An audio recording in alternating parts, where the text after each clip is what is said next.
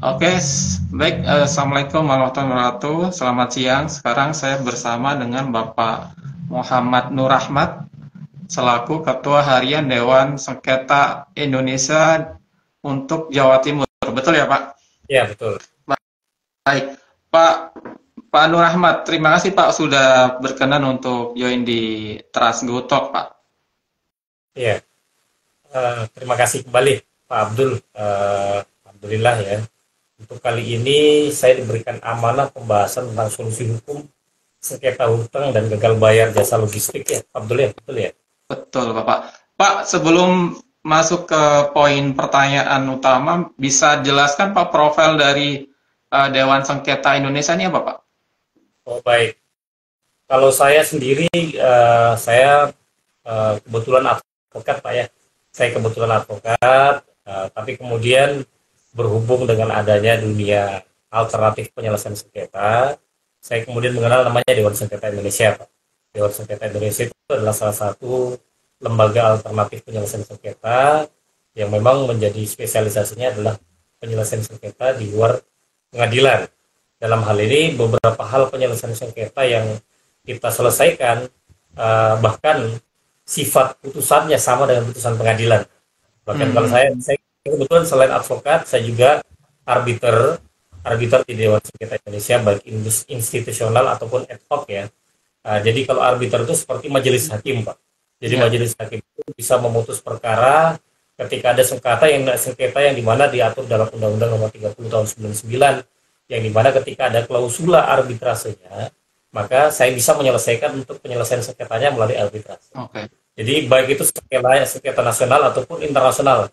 Jadi kami juga memiliki ruang sidang di Surabaya, namanya di Gedung Juang 45, di Majen Sungkono 106 ya, depan depannya uh, Ciputra World di Majen Sungkono. Kalau saja mungkin Bapak tahu ada tower yang punyanya Ciputra World ya untuk CW ya di sana. Kebetulan ada Universitas 45 dan di situ ada gedung Juang 45. Kami punya ruang sidang di sana, Pak.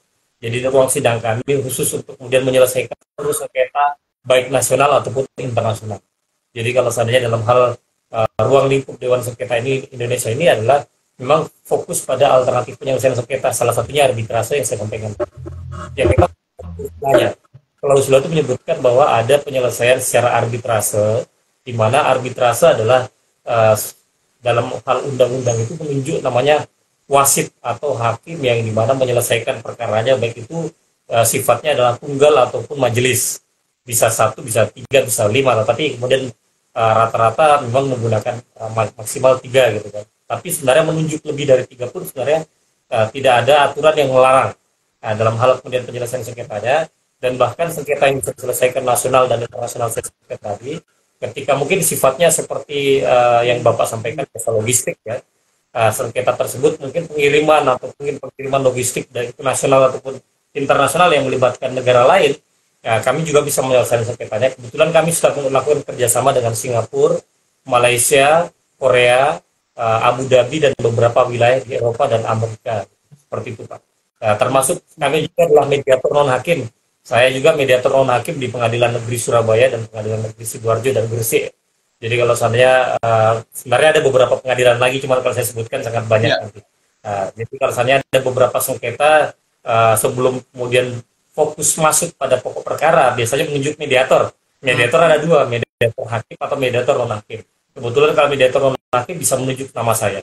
Kalau di Surabaya, nama saya terpampang di Pengadilan Negeri Surabaya, Muhammad Nur Ahmad, bisa saja meminta untuk kemudian bisa menyelesaikan mediasi melalui mediator non hakim dengan nama saya. Selain itu saya juga merupakan likuidator, Pak. Jadi bisa kemudian sengketa-sengketa Bapak ini yang kemudian masalah solusi hukum sengketa hutang dan gagal bayar logistik ini kan sebenarnya sangatlah kompleks ya. Baik itu kemudian bisa kemudian baik itu merupakan hanya sekedar masalah perdata yang dalam hal pertanyaan yang Ya. Bapak Abdul tadi tanyakan ke saya, gitu kan, kemudian kita berikan ini kan. Di situ juga saya bisa menyelesaikan bagaimana ketika hutang itu bukan hanya pada satu satu person saja atau Ya. satu perusahaan saja. Bisa kemudian nanti kemudian sifatnya adalah melakukan likuidasi terhadap perusahaannya karena perusahaan ini sudah ada mulai permasalahan keuangan untuk bagaimana menyelesaikan keuangannya. Nah, tapi di luar ketika masalah pilot ya. Nah, kalau pilot ini memang berbeda. Kalau likuidasi secara sukarela, tapi kondisi perusahaan masih sehat, bisa diajukan untuk kemudian likuidasi. Sedangkan kalau pilot memang pengajuan melalui kurator, melalui pengadilan, ditunjuk melalui pengadilan negeri setempat, pengadilan niaga khususnya. Di Indonesia tidak banyak, mungkin paling sekitar 3-5 ya. Salah satunya di Surabaya, pengadilan niaga, yaitu Makassar juga masuk pengadilan niaga Surabaya. Untuk wilayah Indonesia Timur masuk pengadilan niaga Surabaya. Jadi seperti itu Pak. Jadi kalau misalnya ada masalah sengketa, baik masalah fokus pada litigasi itu pengadilan, ataupun non litigasi di luar pengadilan, kebetulan saya bisa untuk menyelesaikan sengketanya. Bahkan kemarin saya punya klien ada utang, dia punya untuk penyelesaian utang sengketa itu ada nilai aset yang dimiliki sekitar 20 M, kemudian yang tertagihkan dan beberapa bank itu ada sekitar 8 miliar. Nah, saya bisa selesaikan hanya kemudian dengan utang pokok dengan 3 miliar saja, dengan negosiasi yang. Nah, ini kemudian nanti butuh bagaimana penyelesaian sengketa yang memang butuh orang yang expert Pak. Jadi dalam hal ini penyelesaiannya nanti beberapa strategi dan beberapa langkah yang akan kita berikan. Seperti itu mungkin pembukaan dari saya. Sederhananya Dewan Sengketa Indonesia ini lembaga bantuan hukum seperti itu ya Pak? Dewan Sengketa itu bukan bantuan hukum, tapi dia alternatif penyelesaian sengketa Pak. Kalau saja lembaga bantuan hukum sifatnya adalah kepada bantuan hukum litigasi, begitu khususnya litigasi. Nah, sedangkan alternatif penyelesaian sengketa seperti Dewan Sengketa Indonesia ini memang sifatnya adalah penyelesaian sengketa baik di luar ataupun di dalam pengadilan, tapi khususnya kebanyakan di luar pengadilan. Tapi sifat pengadilannya, sifat putusannya sama dengan putusan pengadilan. Tapi sifatnya kami juga memang menyediakan namanya pelayanan pro bono. Nah, kalau dalam hal bantuan hukum kan bagian layanan pro bono gitu kan. Ada beberapa perusahaan yang kemudian asetnya di bawah 500 juta atau 100 juta ke bawah, kita bisa berikan layanan pro bono, bantuan hukum. Tapi kalau misalnya mungkin asetnya sudah sampai 1 miliar 500 juta ke atas, itu sudah masuk strategi bisnis yang sudah bukan lagi UMKM Pak ya. Karena kalau di pengadilan negeri pun di batas 500 juta masuk gugatan sederhana. Kalau di bawah di atas 500 juta tidak bisa masuk gugatan sederhana. Seperti itu Pak. Baik, oke. Langsung ke poin pertanyaan utama Pak. Jadi di industri logistik ini yang terkait dengan hubungan bisnis B2B ya Pak, di jasa logistik ini, jika ada sengketa tagihan bayar atau bahkan mungkin gagal bayar itu, memang itu kategorinya hukum perdata ya Pak? Ya kita dudukkan dulu Pak ya, bahwa sebenarnya apa sih itu hukum perdata. Terminologi hukum perdata itu dalam bahasa Jawa itu berasal dari prodoto Pak. Prodoto adalah masalah bagaimana, yaitu artinya bertengkar atau berselisih. Jadi kalau misalnya hukum perdata itu sebenarnya antara perselisihan antara orang ataupun badan hukum. Jadi kalau dalam hal kemudian hukum secara kompleks, makna dari hukum perdata itu adalah makna perselisihan antara person ataupun badan hukum dengan person dan badan hukum. Nah, tetapi bukan masalah berkaitan hukum publiknya, itu berkaitan dengan masalah yang nanti ada indikasi masalah pidana yang dimana memberikan hukum justifikasi Pak. Nah, sedangkan bagaimana fokus masalah hukum perdata itu hanya bagaimana fokus bagaimana arti yang dimiliki adalah sengketa antara person dan to person itu sendiri. Dalam berkaitan dengan masalah B2B ya, ini Bapak bisnis logistik ini kan sebenarnya perkembangannya sangatlah pesat ya Pak ya. Dulu kita kenal mungkin antara B2C ya, B2B ini kan bisnis ya kan, sedangkan B2C itu adalah bisnis to client ya, yang langsung antara pelaku bisnis dengan klien. Sedangkan B2B antara pelaku bisnis dengan pelaku bisnis lainnya yang bisa bekerja sama untuk pengembangan usaha dan kemudian melakukan kolaborasi ya. Kita istilahkan kan istilah yang sangat ngetren pada hari ini lah collab ya kan, kolaps. Dalam kolaborasi inilah yang dimana antara bisnis to bisnis atau yang dikenal dengan dalam dunia sekarang bisnis to bisnis buat jalan agar brand yang kemudian dia dimilikinya agar lebih trust ya. Dalam hal kemudian B2B ini kan muncul ada potensi sengketa Pak ya. Sengketa itu bisa jadi karena mungkin entah dalam hal akad atau perjanjian yang dibuat antara para pihak yang di awal ada klausulanya, yang kebanyakan kan entah klausulanya mungkin hanya sekedar kesepakatan saja MOU. Tapi kalau kami kemudian dalam hal ketika sengketa alternatif penyelesaian Kami bukan memberikan saran agar Bapak memberikan hanya sekedar MOU, tapi Memorandum of Agreement, tapi adalah kesepakatan atau perjanjian. Yaitu apa? Ada klausula-klausula tertentu, Bapak. Yaitu apa? Klausula-klausula tersebut menyebutkan bahwa ketika ada penyelesaian sengketa, ada masalah sengketa yang dimana dihadapkan antara para pihak, maka para pihak itu bersepakat untuk menyelesaikan bagaimana sengketanya dengan suatu lembaga tertentu. Yaitu apa? Dengan bagaimana menunjuk orang-orang yang disebut dengan baik itu mediator, ataupun arbiter, ataupun adjudikator, ataupun namanya konsiliator, Pak. Nah, itu namanya sebagai alternatif penyelesaian sengketa. Jadi kalau misalnya dia menunjuk arbiter, maka fokus putusannya itu, bahkan kalau misalnya putusan arbitrase itu sama seperti dengan putusan dengan pengadilan, bisa melakukan juga penyegelan, bisa kemudian melakukan bagaimana sita jaminan. Jadi kemudian kita tidak terlalu familiar di arbitrase ya, karena kalau misalnya di arbitrase yang sekarang pemain yang sangatlah kita mungkin dengar banyak itu Basarnas ya, Badan Arbitrase Syariah Nasional atau BANI, Badan Arbitrase Nasional Indonesia. Kita juga Dewan Sengketa Indonesia menyediakan juga arbiter, dan bahkan arbiter kami memiliki akreditasi yang dimana dilatih langsung oleh Mahkamah Agung, dan bahkan mendapatkan bimbingan teknis langsung dari Mahkamah Agung. Jadi ketika bagaimana para arbiter atau hakim-hakim arbitrase ini memutus suatu perkaranya, nanti dia harus bagaimana mendudukkan bagaimana perkaranya dengan hukum arbitrase itu sendiri. Jadi seperti itu. Dan kalau misalnya ada sengketa, memang harus ada di klausulanya. Di klausula perjanjian menyebutkan ada klausula arbitrase antara pebisnis satu dengan pebisnis lainnya. Dan bahkan ranahnya arbitrase ini bukan hanya sekedar ranah konvensional, tapi ranah syariah juga. Gitu. Jadi mungkin bisnis logistik ini secara bagaimana logistik yang mana secara konvensional, ada yang mungkin lebih senang kemudian menggunakan logistik syariah, gitu kan? Bisa saja gitu. Itu nanti logistik syariah dalam hal nanti ada baik pendanaannya ataupun lainnya nanti dikenal dalam hal B2B tadi.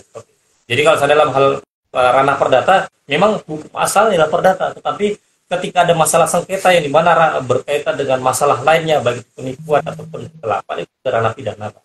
Ya, sebenarnya dari sisi terminologi sengketa antara tagihan bayar dengan gagal bayar itu apakah ada perbedaan, Pak? Keterlambatan bayar dan gagal bayar itu sebenarnya hampir sama, Pak, dan bahkan tidak ada perbedaan sama sekali sebenarnya. Ya. Bahkan kemudian dalam hal, kalau misalnya di dalam hal perbankan itu ketika kolektivitas 1, 2, 3, 4 atau 5, kalau kita kenal dalam hal OJK, dunia otoritas jasa keuangan ya, yang dahulu diatur oleh Bank Indonesia, itu ketika bagaimana keterlambatan kolektivitas 1, 2, 3 atau 4 atau 5, maka tetap disebut sebagai one prestasi. Nah, dalam hal kemudian pembayarannya mungkin hanya 1 kali atau 2 kali atau 3 kali ya kan. Nah, itu tetap kemudian dengan masuk sebenarnya keterlambatan bayar sebenarnya hampir sama dalam hal bahasa hukumnya one prestasi.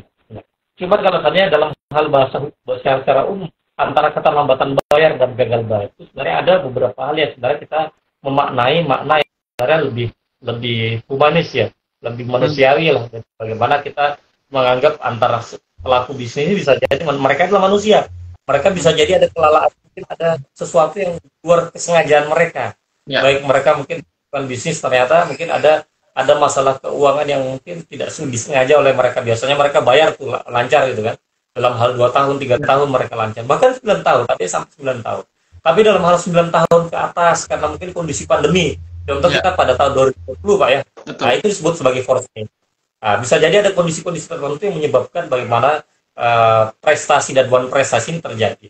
Jadi ketika bagaimana prestasi terjadi memang menunjukkan bagaimana sebuah prestasi atau one prestasi seseorang. Cuman dalam hal kemudian makna bahasa kaidah baik itu prospektif, yaitu pakar hukum, dan kemudian dalam hal kemudian pembahasan tentang kompilasi hukum ekonomi syariah dalam pasal 36 untuk membahasakan bahwa one prestasi itu yaitu satu, tidak melakukan prestasi sama sekali. Ya. Yaitu apa? Berarti tidak ada pembayaran sama sekali. Ya. Yang kedua, melakukan prestasi tapi tidak sesuai dengan apa yang dijanjikan. Contoh mungkin dijanjikan itu adalah mungkin contoh kesepakatannya yang membayar 1 bulan 150 juta, ya kan? Tapi kemudian dia membayar 120 juta. Tetap bukan prestasi, ya kan? Atau yang ketiga, melakukan prestasi tapi terlambat. Terlambat karena kondisi keuangan tidak stabil atau mungkin ada masalah administrasinya, Pak. Administrasi tidak tepat waktu, atau mungkin pergantian administrasi yang biasanya melakukan pembayaran dengan tepat waktu bendaharanya gitu kan. atau melakukan hal-hal yang sebenarnya tidak dibolehkan dalam perjanjian. Ya. Jadi melakukan sesuatu yang tidak dibolehkan perjanjian itu adalah contoh yang saling mungkin paling kan adalah melakukan pembayaran yang sebenarnya bahkan tidak sesuai dengan kesepakatan sama sekali. Jadi contoh mungkin 150 juta cuma bayar 20 juta. Ya. Ini kan kita sering dapatkan. Nah, walaupun toh mungkin seolah-olah agar apa sih, bisa jadi ada tanda kutip ya, mungkin ada indikasi peluang-peluang atau potensi-potensi oknum itu pengen memanfaatkan kondisi tertentu yang dimana tujuannya bisa jadi untuk kemudian membuat agar bisa jadi membayar ya, tapi kalau kemudian membayar tidak sesuai, agar apa, dia bisa lolos dari jeratan pidana gitu. Karena hukum asal permasalahan antara sengketa bisnis ini adalah sengketa perdata. Cuma karena mungkin ada potensi, ada niatan ya, makanya dalam bahasa bagaimana Bang Napi menyampaikan bahwa kejahatan itu datang karena kesempatan, kan? Maka kita berwaspada. Jadi kesempatan itu bisa jadi karena memanfaatkan kondisi tadi seperti itu. Itu Pak. Oke. Artinya dasarnya di klausul kontrak Pak ya. Selagi itu memang one prestasi itu bisa dilakukan upaya hukum gitu ya Pak. Betul. Selama tidak sesuai dengan apa yang sebagaimana 4 poin yang saya sebutkan tadi, tidak melakukan prestasi sama sekali, berarti tidak ada pembayaran sama sekali. Yang kedua, melakukan prestasi tapi tidak sesuai dengan yang telah dijanjikan. Yang ketiga, melakukan prestasi tapi terlambat. Yang keempat, melakukan hal-hal yang sebenarnya tidak boleh dilakukan dalam perjanjian. Jadi dia tidak melakukan sesuai dengan kesepakatan, itu bisa dilakukan upaya hukum, yaitu gugatan ke pengadilan atau gugatan atau permohonan melalui arbitrase. Tapi harus ada klausulanya. Makanya yang menjadi kuncinya atau key-nya bahwa pelaku bisnis memang kalau misalnya memang bisa melakukan bagaimana sebuah perjanjian itu dikunci dengan ada perjanjian arbitrase. Agar apa? Agar pelaku, karena sifat sidangnya tertutup. Sifat sidangnya memang tidak ada, para pihak itu tidak sebagaimana pengadilan itu kan mengambil lama. Bisa saja pagi sampai sore, jadwal kita tertulis jam 9 pagi, ternyata malah kita datang ke hadiran tempat ruang sidang, kita sidang malah jam 2, jam 4 gitu kan. Bisa jadi terjadi gitu. Sedangkan kalau di arbitrase bisa jadi sifatnya benar-benar private. Tempat ruang sidang itu yang milik Bapak. Bahkan bisa jadi di luar tempat sidang kami yang di Gedung Juang 45 Majen Sungkono 106 tersebut bisa jadi lain tempat yang lain, tempat untuk ruang sidang arbitrase. Nah, apalagi bila sidangnya di arbitrase tidak ada kenal banding dan kasasi. Jadi ketika Bapak sudah diputus menang di sifat bagaimana peradilan, bagaimana arbitrase tingkat awal tadi menjadi tingkat awal dan terakhir. Tidak ada banding, tidak ada kasasi, dan tidak ada peninjauan kembali sebagaimana disebutkan dalam Undang-Undang Nomor 30 Tahun 99 tersebut. Oke. Ya. Berarti untuk upaya hukum pertama itu langsung ke gugatan arbitrase Pak, bukan semacam kayak apa istilahnya somasi gitu atau apa gitu? Oh, kalau untuk langkah hukum pertama, kalau kami dalam hal gini, sifat arbitrase itu sifatnya sebenarnya sama dengan penyelesaian sengketa yang di mana non litigasi yang lain Pak. Tapi sifatnya lebih memvonis atau memberikan hukuman. Tetapi dalam perjalanan bagaimana putusannya, seorang arbiter atau arbitrator atau hakim yang kemudian memutus perkara arbitrase itu, dia bisa kemudian bagaimana menyelesaikan perkara dan bagaimana menawarkan juga mediasi kapanpun. Baik itu di tengah sidang ataupun di bagaimana sampai di akhir, sampai sebelum putusan sidang pun. Dia bisa masih menawarkan hanya mediasi. Yang pertama dilakukan ketika pelaku bisnis lainnya, bagaimana langkah pertama yang dilakukan adalah ketika gagal bayar atau mungkin tagihan bayar atau tidak sesuai dengan kesepakatan. Lakukan langkah pertama adalah klarifikasi dulu Pak, para pihaknya, yaitu bagaimana klarifikasi benar kenapa tidak melakukan pembayaran. Setelah kemudian melakukan klarifikasi, ngajak mediasi Pak. Bapak bisa mengajak mediasi. Setelah kemudian bisa mengajak mediasi, maka yang ketiga adalah somasi.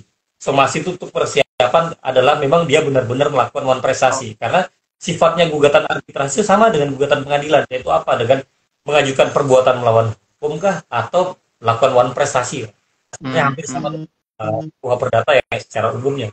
Cuman sifat persidangannya lebih tertutup dan rahasia seperti itu. Karena apa? Agar tidak terpublish. Karena memang dalam hal beberapa rekan bisnis itu kan mau bagaimana rekam jejak bisnisnya tidak mau ada masalah ya Pak ya. Karena dengan arbitrase dia lebih private. Dan langkah terakhir adalah bagaimana arbitrase atau pengadilan.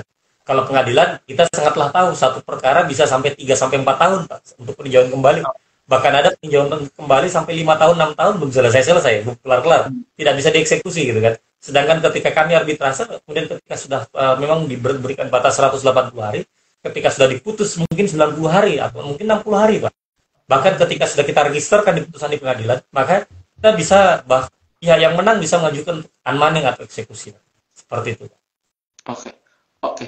Dari sisi upaya hukum yang Pak Nur Ahmad tadi jelaskan, mulai dari klarifikasi, mediasi, somasi, sampai terakhir sampai gugatan habilitasi itu, waktu yang tepat itu kapan Pak? Gitu. Kapan sebuah mungkin yang merasa dirugikan itu melakukan mediasi, klarifikasi, sampai somasi itu kapan Pak?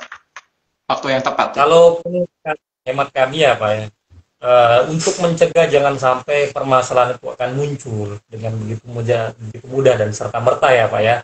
Pelaku bisnis itu memang harus mengantisipasi setiap masalah itu ketika mungkin keterlambatan satu kali saja langsung aja ajukan klarifikasi. Jadi jangan sampai kali. Jadi ketika baru satu kali mungkin terlambat ya diajak klarifikasi dulu, ditanya Pak Roba mungkin Pak pada siapa Pak DJ gitu loh. Mungkin dipanggil Pak, kenapa keterlambatan melakukan pembayaran? Bisa diajukan mediasi dan diajarkan diklarifikasi terlebih dahulu. Tanyakan mengapa Bapak melakukan keterlambatan pembayaran. Dan kemudian kita mediasi, maka menunjuk mediator. Mediator ini nanti akan memberikan namanya kesepakatan bersama Pak, pandading. Ketika dia melanggarnya, maka nanti akan ada konsekuensi bersama. Nanti memang ada dalam hal ada trik-triknya yang di mana dia bisa menyelesaikan sengketa di antara para pihak tersebut yang berpotensi sengketa. Karena potensi sengketa ini pelaku bisnis sangat berpotensi untuk menghadapi seperti itu. Ya, kalau untuk di tahap klarifikasi dan mediasi itu tanpa harus menggandeng advokat Pak, atau bisa internal gitu? Kalau klarifikasi atau somasi sebenarnya bisa dengan advokat atau bisa tanpa. Cuman saya memberikan saran karena dalam hal kemudian pelaku bisnis ini kan memang dia harus memiliki pemahaman yang sangatlah luar biasa tentang hukum Pak ya. Mungkin bisa jadi dia berpikir untuk hemat untuk yang tanpa advokat agar jangan sampai dia akan mengeluarkan jasa hukum juga untuk pelaku mungkin jasa memberikan legal opinion-nya atau legal due diligence terhadap bagaimana sebuah potensi permasalahan sengketanya. Tetapi kalau dalam hal pengalaman kami, ketika tidak memberikan solusi yang tepat, baik itu klarifikasi ataupun bahkan somasi, Pak, ada beberapa pelaku bisnis itu bahkan terjerat pidana, Pak, karena salah memberikan solusi. Karena apa? Tuduhannya adalah bagaimana dia dituduh melakukan pencemaran nama baik, atau mungkin dituduh bagaimana lain-lain lah gitu kan. Ada beberapa hal karena sengketa masalah pidana lainnya. Jadi yang kemudian harus diantisipasi. Tapi kalau sarannya mungkin lebih baik memang kalau saran kita adalah memang memiliki seorang ahli hukum yang dimana memberikan konsultasi pada pelaku bisnisnya di situ, memberikan saran yang terbaik, memberikan bagaimana gambaran langkah hukum saja yang mereka akan gunakan untuk mereka melakukan langkah terbaik bagi perusahaan untuk mengembangkan perusahaan. Seperti itu Pak Abdul. Baik. Kalau dari sisi nominal Pak, nominal dari tagihan bayarnya atau gagal bayarnya, apakah ada batasan tertentu Pak? Misal harus di atas 500 juta kah? Atau nominal berapapun masih selagi itu uang prestasi bisa digugat Pak? Kalau dalam hal untuk pengadilan negeri memberikan aturan Pak, ini mungkin di arbitrase juga di beberapa lembaga arbitrase memberikan aturan untuk di bawah 500 juta ke atas, baik itu pengadilan ataupun arbitrase, itu memang mengatur bahwa itu merupakan sengketa yang sederhana.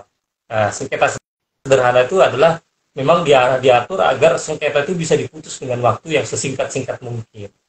Bahkan dalam hal ada sampai 1 bulan, 7 hari, bahkan sampai 1 bulan, maksimal 1 bulan itu harus ada putusan terhadap bagaimana sengketa yang mereka hadapi. Itu yang harus dilakukan. Seperti itu Pak. Nah, 500 juta memang jadi standar lah. Jadi standar bagaimana gugatan sederhana dalam hal hukum perdata memang mengatur ketika namanya gugatan sederhana diatur dalam KUHP dan KUHP yang masuk nominalnya adalah 500 juta. Seperti itu Pak. Baik. Artinya untuk tagihan bayar atau gagal bayar di bawah itu ya upaya internal dulu ya Pak yang diupayakan Pak ya sebelum somasi ya Pak. Betul. Baik dilakukan klarifikasi somasi ataupun mediasi dulu. Jadi kalau misalnya sudah ada langkah yang jelas, barulah kemudian nanti langkah yang terakhir adalah melakukan gugatan atau melakukan penyelesaian sengketa melalui arbitrase. Maka pembuktian di situ harus membutuhkan orang yang sangatlah ahli. Nah, kalau seandainya mungkin di pengadilan negeri, memang pembuktian yang akan dilakukan sangatlah berat karena untuk upgrade ke sana untuk di hukum perdata secara umum, memang pengembangan terhadap istilahnya kapasitas yang harus selalu di-upgrade. Kalau di arbitrase, makanya kita memang harus diantisipasi untuk bagaimana senantiasa melakukan pengembangan ya, upgrade terhadap diri kita. Karena kita sifatnya hakim swasta gitu kan. Arbitrase ini kan sifatnya seperti hakim swasta, bisa melakukan putusan, bisa melakukan penyegelan, bisa bagaimana agar putusan tersebut dieksekusi, dimintakanlah pengadilan agar dijalankan oleh para pihak. Seperti itu, Pak. Baik. Pak, bisa kasih penjelasan untuk ketentuan pemberian somasi kepada pihak tergugat, Pak? Kalau ketentuan somasi, ketentuan pemberian somasi itu dalam hal beberapa pakar hukum itu memang harus memberikan gambaran ya, somasi itu bagaimana ketika terlihat adanya indikasi wan prestasi, Pak ya. Sebagaimana 4 poin yang tadi, melakukan pembayaran tapi tidak sesuai dengan yang disepakati, ya kan? Atau melakukan pembayaran tapi tidak melakukan pembayaran sama sekali.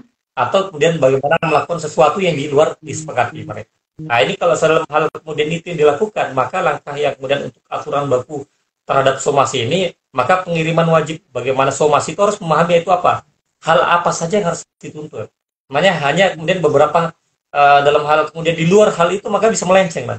Kemudian ternyata ketika di luar hal tersebut maka dasar tuntutannya apa, dasar hukum apa, ya kan. Cuman dalam hal ini ketika kemudian salah pun mungkin bisa jadi mungkin melakukan laporan atau melakukan klarifikasi atau somasi tapi kemudian tidak kemudian menggunakan dasar hukum yang pas dan tepat, bisa jadi nanti pihak tertentu malah kemudian dirugikan dilapor balik sebagaimana saya sampaikan tadi. Dan kemudian yang paling terutama ketika dalam hal ketentuan somasi adalah jangka waktu pemenuhan agar tuntutan tersebut bisa dipenuhi dalam waktu berapa lama, seperti itu, Pak Abdul. Baik. Artinya dari isi dari somasi itu apa saja, Pak? Dan sifatnya emang hanya sebatas teguran ya, Pak, atau peringatan kepada tergugat ya, Pak? Isinya paling terutama hal-hal yang tadi. Dalam hal kemudian untuk melakukan somasi itu harus memberikan batas waktu. Batas waktu inilah yang menjadi tenggat waktu Bapak untuk bagaimana melakukan upaya hukum berikutnya. Ya kan? Nah, mungkin dalam hal somasi itu ada namanya, walaupun sebenarnya dalam hal kaidah hukum umum sebenarnya boleh melakukan somasi 7 hari di bawah 7 hari, dibatas berikan 3 hari gitu kan. Cuman itu tidak etis, Pak. Karena dalam hal kemudian melakukan ini kita terpengaruh dengan kaidah-kaidah etis di masyarakat gitu kan. Ya, melakukan etisnya adalah 1 minggu ya, 7 hari jadwal 7 hari yang harus digunakan. Itu, Pak. Oke. Ya. Itu setelah somasi keberapa, Pak? Atau cukup 1 somasi ketika itu diabaikan kita sudah bisa gugat ke arbitrase, Pak, atau pengadilan? Oh, tidak bisa. Kalau untuk melakukan somasi minimal harus 2 kali somasi. Kalau untuk kemudian melakukan upaya hukuman prestasi maka harus ada minimal 2 kali. Lebih dari itu sebenarnya boleh juga gitu. Kalau misalnya di bawah 2 kali, hanya 1 kali kemudian melakukan upaya hukum, dianggap belum bagaimana teguran yang pas dan tepat. Dan itu pun ketika bagaimana setelah melakukan somasi maka harus diberikan penegasan, Pak, bahwa Bapak ini sudah melakukan itikat baik untuk bagaimana melakukan tuntutan agar diselesaikan secara kekeluargaan, gitu kan. Karena tujuannya somasi itu sebenarnya walaupun mungkin seolah-olah ancaman, tapi sebenarnya adalah jalan kekeluargaan di antara para pihak supaya ada niatan untuk membayar. Nah, mungkin ada potensi masalah ya. Saya pernah hari diskusi sama rekan-rekan wilayah Surabaya, Perak dan lain-lain berkaitan dengan gagal bayar yang mereka lakukan. Itu kan sampai kemudian ada satu perusahaan yang kemudian dia mungkin masalah pembayaran dan lain-lain itu istilahnya di beberapa perusahaan dia terikat gitu kan. Jadi dia menjadi suatu masalah, Pak. Karena dan ketika dia menagihkan dia menganggap enteng gitu kan. Tidak apa-apa gitu. Nah, makanya harus ada klausula yang jelas, memberikan batasan. Namanya klausula perjanjian itu dalam hal arbitrase dikenal ada 2, Pak, perjanjian. Yaitu akta de compromitendo atau akta kompromis. Akta de compromitendo itu adalah akta yang muncul sebelum masalah sengketa itu muncul. Dibuatlah perjanjian kesepakatan para pihak. Dan akta kompromis adalah akta yang dimana muncul ketika munculnya sengketa, Pak. Ya kan? Jangan sampai kemudian muncul sengketa kita sulit juga, kita somasi nggak ketemu juga, uangnya kita tagih kayak kita menagih seperti debt collector menagih orang gitu kan. Hmm. Ini kan seperti itu biasanya.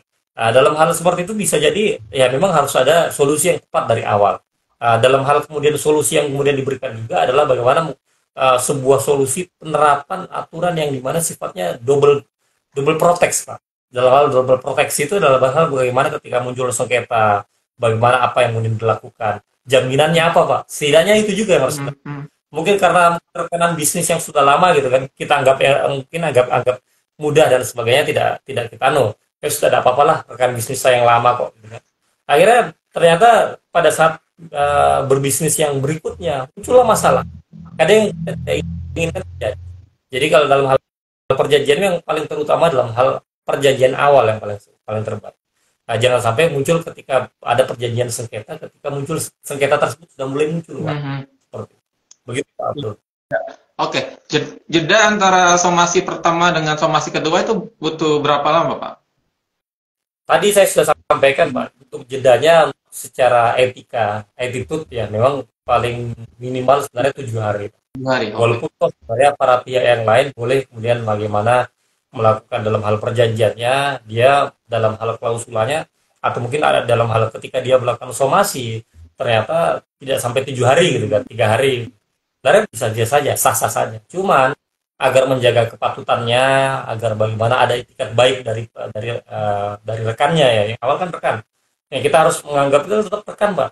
Jangan sampai kita mungkin rekan jadi lawan deh kan. Ya. Ini yang terjadi kan. Ini yang kemudian harus dianggap dan dipahami oleh pelaku-pelaku bisnis. Itu.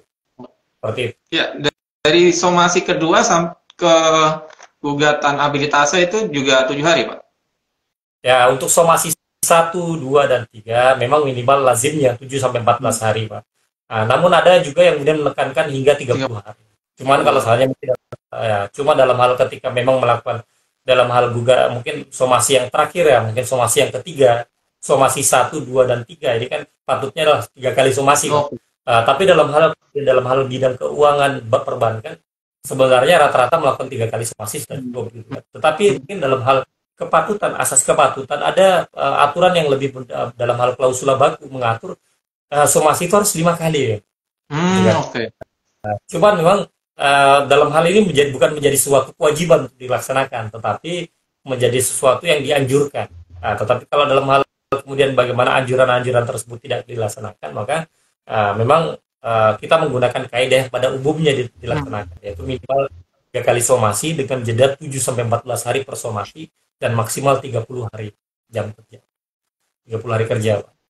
Seperti itu, Pak Abdul. Oke.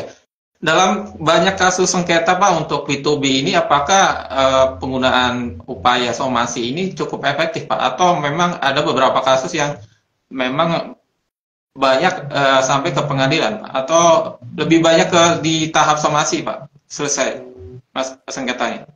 Kalau yang saya lihat sebenarnya kalau mungkin tidak diberikan somasi yang tepat dan bahasa yang tepat, Pak, dan kemudian langkah yang tepat, efektivitas dalam hal somasi ini tidak bisa terukur, Pak ya. Apalagi tidak memahami bahasa hukum yang pas, ya kan.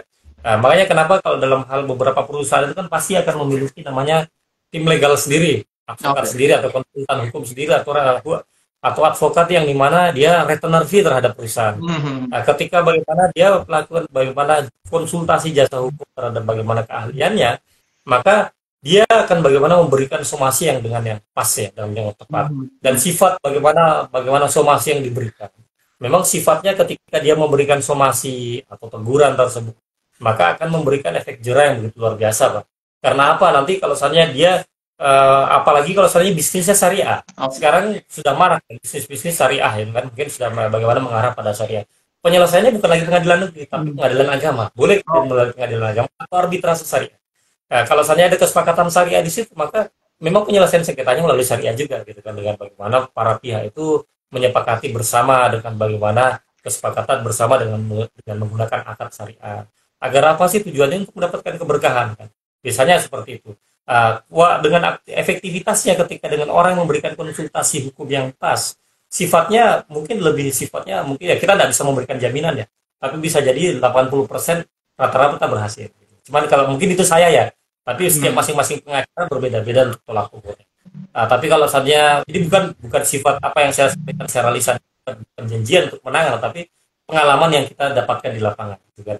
Dan dalam hal kemudian orang yang tanpa menggunakan konsultan atau jasa hukum atau pengacara yang dimana sifatnya rekan arbit terhadap perusahaannya, kadang bagaimana ketika memberikan saran bisa jadi ya ketika dia melakukan somasi diabaikan oleh tuannya, bisa jadi mungkin hanya sifat 20% ke bawah.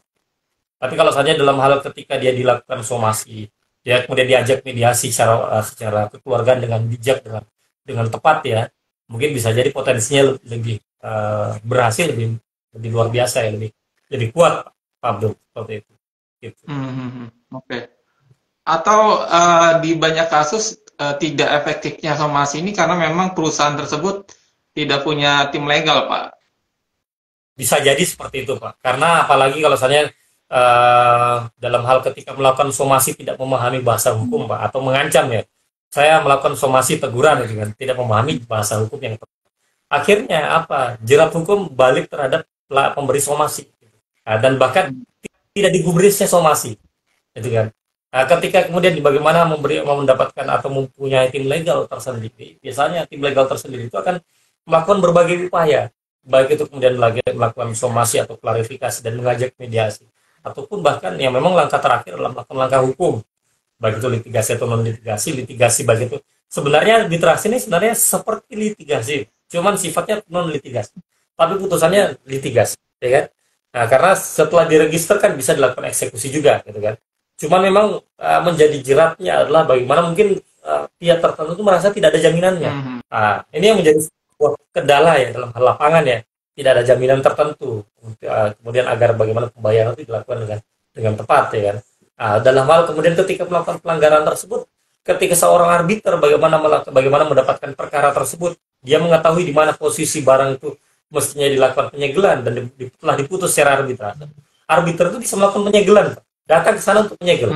Pertama itu melakukan bagaimana peninjauan setempat atau pemeriksaan setempat agar bagaimana putusan itu pas ya. Setelah kemudian dia melakukan peninjauan setempat, dia memutus juga, dia bisa melakukan penyegelan terhadap putusan tersebut. Seperti. Jadi memang harus memberi dan langkah ini harus memang diberikan saran pada orang yang tepat. Dan begitupun baik itu arbiternya ataupun konsultan hukumnya. Konsultan hukum dan arbiternya orang yang sama, nggak boleh Pak. Itu juga pelanggaran kode etik. Jadi kalau misalnya mungkin perusahaan ABCD gitu kan, miliknya Pak Abdul, mungkin contoh ya.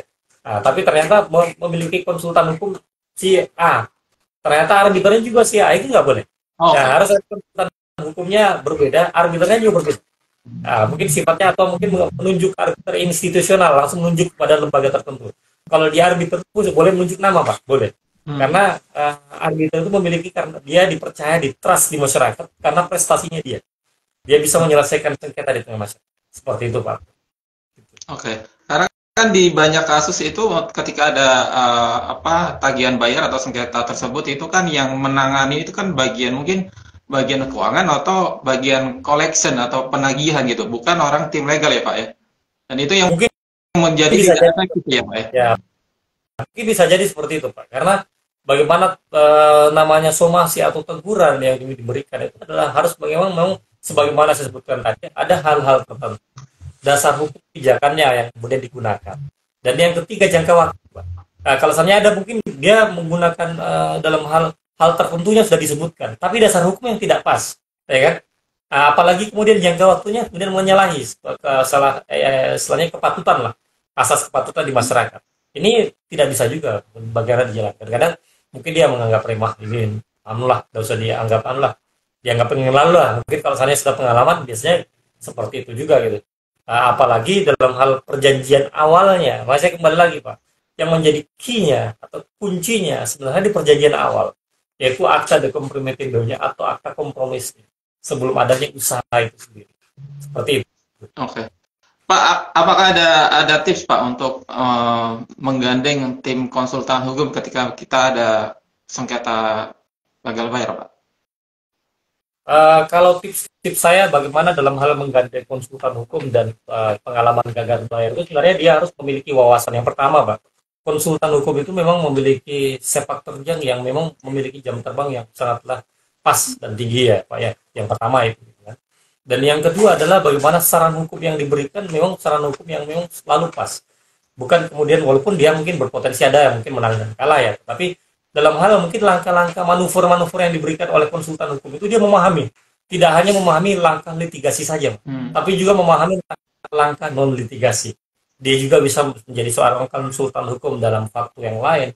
Dia bisa menjadi mediator di waktu yang lain. Dan dia juga bisa menjadi arbiter, walaupun toh dalam hal ketika dia menjadi konsultan hukum di sebuah perusahaan tersebut, dia tidak boleh menjadi arbiternya. Tetapi dia bisa kemudian menyampaikan kepada pemilik perusahaan agar menyarankan mungkin arbiter yang dia tahu sepak terjangnya, agar bagaimana ketika dia bisa memberikan sarannya, saran-saran dan kemudian solusi yang diberikan tersebut memang menjadi solusi yang pas.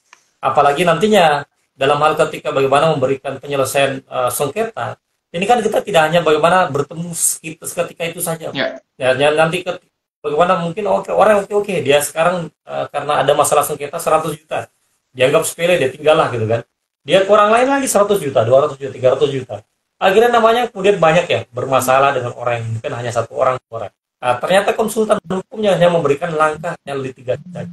Tapi tidak mengarah pada bagaimana litigasinya, bagaimana agar putusnya itu bisa cepat, tepat waktunya, dan kemudian biayanya juga tidak kemudian bertumpuk ya.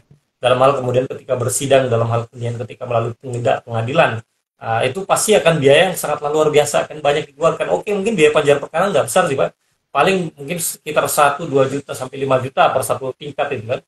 Belum kalau tingkat banding rata-rata 15 juta, belum lagi tingkat kasasi kan. Tapi maaf, dalam tanda kutip, apakah cuma hanya keluar uang itu saja gitu kan. Ya ini kan kita sangatlah paham ya. Dalam hal ketika konsultan yang memberikan solusi yang tepat, maka dia akan memberikan saran yang tepat.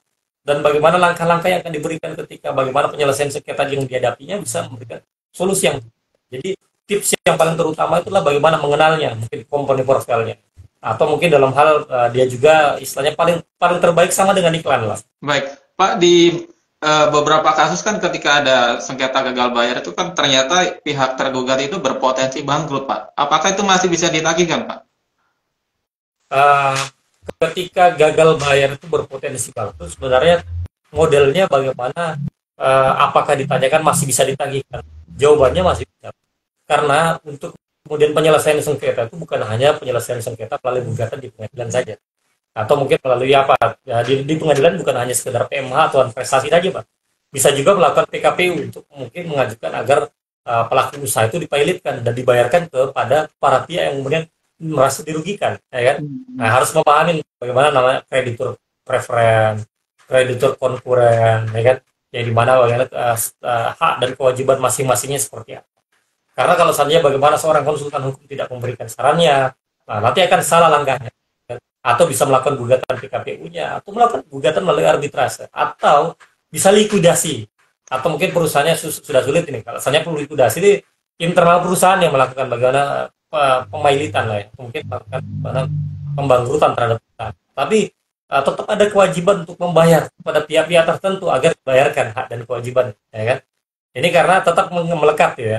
Nah, tapi kewajiban likuidator lah yang nanti akan bagaimana memberikan pembayaran pada pihak-pihak tertentu yang telah memiliki hak-hak pembayaran tertentu seperti itu. Jadi langkah-langkahnya ketika ditanyakan apakah masih bisa dilakukan penanganan, cuman harus langkah hukum yang tepat. Oke. Jadi gugatannya berbeda ya Pak. Harus dipilotkan dulu Pak, baru mungkin bisa ditagihkan gitu. Kalau untuk PKP itu bukan pilot Pak, tapi penundaan kewajiban pihak pembayaran diutangkan. Jadi sebenarnya kita meminta dia untuk bagaimana diberikan tenggat waktu. Bisa saja seperti itu. Entah selama perusahaannya masih ada aset yang dimiliki oleh dia, masih ada kemudian dia masih bisa berputar bisnisnya, masih bisa diajukan. Cuman kemudian para kreditur tersebut yang ingin menagihkan, tidak boleh hanya satu kalau saya dalam hal PKP, harus lebih dari satu. Harus ada dua. Nah, tapi kalau saja dalam hal harus ada kreditur preferennya, harus kreditur konkurennya, kemudian untuk melakukan bagaimana penagihan pembayaran terhadap perusahaan. Tapi langkah terakhir ketika memang tidak ada solusi ketika bagaimana pengajuan gugatan PKP tersebut, maka langkah terakhir lakukan pilot, mengajukan gugatan pilot agar perusahaan itu dilakukan pilot. Itu bisa. Oke. Dan dari gugatan pilot itu tagihan itu dibayar lewat apa Pak? Ketika mungkin mereka tidak ada cash flow Pak? Bergantung apakah asetnya masih ada atau tidak. Kalau masih ada, dia ditunggu benar-benar dia harus dijadikan sita, dan memang yang menyita adalah negara, Pak. Hmm. Cuman memang Hmm. kalau bisnis ini kan sudah banyak yang sudah mulai mulai lebih berpengalaman, Pak ya. Yang awal-awal mungkin bisnisnya kecil-kecilan, tapi lama kelamaan dia lebih berpengalaman. Bahkan masalah hukum pun ada dalam tanda kutip ya, kasih ada dia melakukan manipulasi atau apa ya, share itu kita nggak ngerti ya seperti apa dalam hal fakta lapangannya. Itu yang mungkin bisa jadi dilakukan bagaimana langkah-langkah. Tapi yang harus diwaspadai, dia menganggap mungkin hanya remeh hal jadi dampak yang begitu luar biasa akan kembali ke dia gitu. Yang menjadi efek domino bagi dia yang sebenarnya akan menghancurkan dirinya secara suicide lah, bunuh diri yang kapanpun akan bisa melakukan terjadi seperti itu. Oke. Ketika pembayaran itu mengandalkan aset yang disita itu prosesnya akan lama ya, Pak? Kalau untuk kemudian aset yang dimilikinya, waktu yang dimiliki itu memang bergantung, Pak. Apakah nanti bisa jadi diberikan tenggat waktu aset itu bagaimana lakunya atau tidak, gitu kan? Atau kalau misalnya nanti dia mungkin kuratornya dia memiliki pengalaman yang luar biasa, ternyata dia sudah punya kenalan bagaimana beli, gitu kan? Itu bisa lebih cepat seperti itu. Karena kalau misalnya memang harus saran yang tepat, dan memang kenalan ini yang sangatlah dibutuhkan gitu. Baik. Pak, di beberapa kasus ini untuk gagal bayar itu kan pelakunya itu adalah perusahaan startup ya, atau aplikasi khusus logistik yang korbannya banyak, mungkin lebih dari 10 perusahaan mitra gitu ya, Pak. Apakah itu gugatannya bisa dilakukan secara bersama gitu, Pak, dari korban-korban itu, Pak? Gugatan, tapi gugatan ini nanti kalau saatnya skalanya sudah besar itu nanti sudah class action Hmm. gitu. Hmm. Tapi kalau saatnya pelaporan pidananya mungkin bisa jadi lebih dari satu orang seperti itu. Oh, Iya. oke. Baik. Dan ketika banyak perusahaan aplikasi atau aplikator itu ternyata kan tidak banyak punya aset, Pak, karena memang dia perusahaan aplikasi. Dan ketika dia mungkin sudah tidak ada pendanaan dan bangkrut, itu benar-benar nggak bisa ditagihkan ya, Pak? Iya. Eh, gimana maaf tadi terakhir? Iya, Saya jawaban. iya. Pada umumnya kan perusahaan startup kan tidak punya aset, Pak. Iya, startup tidak Iya, punya aset. startup tidak Iya. punya aset. Nah, ketika dia mungkin pendanaannya dari investor sudah seret dan akhirnya gagal bayar, itu benar-benar tidak bisa ditagihkan ya, Pak? Karena memang sudah tidak ada aset, tidak ada cash flow. Kalau saran saya gini, Pak, terhadap perusahaan-perusahaan yang startup, ketika mengadakan perjanjian harus diikat di dahulu. Bagaimana dia memang di awal itu di perjanjiannya. Kunci dalam hal bisnis itu sebenarnya kuncinya di perjanjian. Nah, Hmm. jadi kalau sana perjanjian itu memang kuat, nah, maka harus ada double protection-nya. Dalam hal ketika ada masalah yang muncul kemudian hari, dia harus memiliki apa? Jaminan asetnya apa? Ya kemudian nanti bisa dijadikan sebagai suatu mungkin proses ganti rugi ketika memang tidak bisa terjadi pembayaran secara patut, gitu kan. Cuman ya mungkin gini, Pak, dalam hal kemudian ketika bisnis yang kita lihat dalam hal B2B yang sebenarnya saking marak ya, ini juga menjadi kendala, Pak. Sekarang kan bisnis yang mungkin baik itu logistik atau lain munculnya bagaimana fintech ya, financial technology ya, berkaitan dengan bagaimana keuangan, jasa keuangan yang sebenarnya lebih mulai bergeliat gitu kan. Dalam hal kemudian keuangannya ternyata tidak terdaftar juga di jasa keuangan. Mungkin bisa jadi dimanfaatkan gitu, Pak. Oh ini mungkin prakteknya dia dimanfaatkan, perjanjiannya sudah cuma foto-foto saja gitu. Saya nggak usah bayar gitu kan. Nah, mungkin bisa jadi ada potensi, makanya ya sebagaimana Bang Tanti tadi. Kadang kejahatannya yang muncul karena ada kesempatan tadi. Nah, cuma di kesempatan ini harus memang dikuatkan. Kalau misalnya para pihak itu bisa menguatkan dalam hal perjanjian yang menjadi kunci sebagai sebuah untuk bagaimana munculnya prestasi yang di kemudian hari ataupun jangka panjang, maka dia akan bagaimana mengunci dari awal perjanjiannya. Begitu perjanjiannya dia mengikatkan bagaimana tata cara penyelesaian, dan hal-hal apa saja yang diikatkan dalam perjanjian, bisnis apa saja, gitu, jangka waktunya, proses penyelesaiannya, dan apa langkah hukum dan penyelesaian hukum dan lembaga hukum apa yang akan ditunjuk. Kalau seandainya mungkin mengenal lembaga hukumnya atau mungkin arbiternya, dia menunjuk siapa, gitu, dan para pihak menunjuk siapa, dan bagaimana jaminannya, itu harus disebutkan secara mendetail dalam hal perjanjian. Cuman kalau dalam hal fakta perjanjian sekarang kan mungkin hanya sekedar agar bagaimana pergeliatan ekonomi semakin besar, Pak. Ya. Akhirnya muncul banyak yang sebenarnya mungkin potensi permasalahan itu yang dimana ya seperti itu terjadi gitu kan, atau entah kejahatan yang diantara pelaku debiturnya atau krediturnya itu sendiri. Nah, karena kita ya dalam hal seorang penegak hukum, advokat dalam hal ini catur bangsa ini, kita bagaimana melihat suatu masalah itu bukan hanya sekedar pada satu pihak, karena bisa jadi masalah di dua belah pihak, kita nggak tahu munculnya seperti apa. Mungkin itu dari saya, Pak. Baik, oke. Kuncinya di klausul kontrak, Pak ya? Atau mungkin juga memperkuat dari tim legalnya, Pak, yang mungkin sebelum tidak ada tim legal, sekarang diadakan gitu. Betul, selain kemudian di kontrak perjanjiannya atau disebut dengan akta perjanjiannya, maka harus menggunakan jasa konsultan hukum yang pas dan yang tepat juga ketika dia melakukan bagaimana bisnis, melakukan usaha jasa apapun, baik itu kemudian logistik ataupun lainnya. Nah, ketika dia memang siap untuk kemudian terbang, flight, ya kan, maka kesiapan flight itu harus disiapkan dengan bagaimana segalanya, baik itu tim keuangan yang marketingnya, hukumnya, termasuk legalnya gitu kan. Nah, termasuk bagaimana ketika potensi sengketanya memang harus punya link. Makanya dalam hal B2B ini kan bukan hanya sekedar bisnis to bisnis, hanya sekedar bisnis to bisnis. Makanya jasa hukum juga bisnis to bisnis juga memberikan jasa konsultan hukum, termasuk penawaran arbitrase juga. Nah, kalau saya mungkin ada rekan-rekan sekalian yang menggunakan jasa arbitrase, bisa melalui Dewan Sengketa Indonesia Kantor Layanan Jawa Timur, atau bisa menunjuk mungkin seperti langsung arbiter ad hoc seperti saya, gitu kan. Nah, rekan-rekan sejawat saya yang lain gitu kan, untuk kalau misalnya mungkin dalam hal ada potensi sengketa yang akan memang muncul atau akan berpotensi muncul di kemudian, seperti itu, Pak Abdul. Baik, oke. Oke, untuk menutup diskusi mungkin bisa kasih closing statement, Pak, dari pembicaraan kita hari ini. Apa yang mungkin perlu diantisipasi, Pak, buat teman-teman logistik agar tidak terjadi kontestasi atau sengketa gagal bayar, Pak?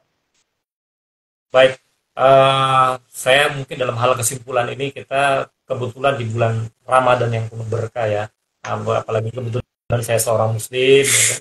Saya melihat bahwa dalam hal kemudian berbisnis itu memang kita sebenarnya dalam hal agama apapun ya, bukan hanya sekedar Muslim ya, baik itu Nasrani dan lainnya, Yahudi dan lain, sebenarnya sama, sebenarnya tujuan yang ingin didapatkan adalah keberkahan, dalam bahasa lain berkat, ya kan. Nah, banyak sebenarnya paling terutama adalah bagaimana dia ingin mendapatkan keberkahan atau berkatan dalam hal yang ingin dia inginkan dalam hal bisnisnya. Maka yang paling terutama yang kemudian dilakukan olehnya adalah bagaimana menguatkan niat dalam hal bagaimana bisnis yang dia buat seperti apa. Ketika dia bagaimana membuat, maka dia harus mengembangkan sayap-sayap, bagaimana membangun jaring-jaring yang pas, bagaimana rekanan bisnis yang pas, konsultan-konsultan hukum yang pas, dan bagaimana ketika dia mendapatkan penyelesaian hukum, mendapatkan bagaimana gambaran penyelesaian hukum yang pas pula, yang dimana dia bisa menyelesaikan permasalahan hukum di kemudian harinya dengan solusi hukum yang pas. Nah, dan memang kalau seandainya salah solusi hukum yang di zaman sekarang yang sudah mulai berkembang, mungkin bisa jadi salah satunya adalah bisnis syariah, bisnis konvensional. Mungkin alternatif penyelesaian sengketa adalah salah satu-satunya solusi untuk bagaimana penyelesaian permasalahan yang akan dihadapkan oleh Bapak-Bapak sekalian dalam hal pelaku bisnis jasa logistik. Dan yang paling terutama adalah tetap kemudian menjaga hubungan silaturahmi, tetap bagaimana menjaga agar bagaimana senantiasa tidak kemudian melupakan bahwa tujuan hidup itu apa sih, untuk mendapatkan kebahagiaan. Bukan hanya kemudian mendapatkan keuntungan, tapi ternyata yang kebahagiaan yang pertama, kepercayaan bisa kita dapatkan dengan bagaimana membuat hubungan yang pas dan kepercayaan yang dimana saling berkepanjangan. Itu yang paling terutama. Seperti itu dari saya, Pak. Terima kasih banyak atas kesempatannya. Semoga bisa kita kesempatan ya. Balikan. Iya. Baik. Sebelum saya tutup, Pak, mungkin tadi yang disampaikan dari Pak Nur Ahmad, untuk pihak yang teman-teman logistik yang ingin berkonsultasi hukum bisa kontak kemana, Pak, untuk Dewan Sengketa atau mungkin secara pribadi dari Pak Nur Ahmad? Bisa melalui Dewan Sengketa Indonesia Kantor Layanan Jawa Timur di Jalan Tamal Mendulir Merisi nomor 37 Surabaya, atau kemudian untuk tempat sidangnya kita di Jalan Maijen Sungkono 106. Nah, kalau seandainya mau berhubungan secara pribadi dengan saya, bisa menggunakan ad hoc atau mungkin secara institusional dengan hotline saya 0811 422 7042. Nah, saya ulangi lagi ya, 0811 422 7042. Itu dengan nama saya Muhammad Nur Ahmad, sarjana hukum, CPRB, magister. dan kemudian mediator sekaligus likuidator, Pak. Ya, domisil di Surabaya. Kantor hukumnya di mana, Pak? Kontur hukum saya ada di Surabaya. Saya sebenarnya punya juga rekan di Jakarta, Pak. Ada rekan juga di sana berkantor juga. Di Makassar juga ada, Pak. Karena kami sebagai advokat, mediator, apalagi termasuk arbiter, tidak terikat, Pak. Bisa kita bersidang di mana. Ya. Cuman untuk domisili kantor utama kami di Surabaya. Baik. Seperti itu. Baik. Oke, terima kasih Pak Nur Rahmat atas diskusinya ini. Semoga bisa memberi edukasi Pak buat teman-teman logistik ketika mempunyai masalah sengketa gagal bayar, Pak. Baik, terima kasih Pak Abdul. Salam untuk semuanya, rekan-rekan sekalian. Salam sehat dan salam berkah. Iya, selamat siang. Assalamualaikum Pak. Waalaikumsalam warahmatullahi wabarakatuh.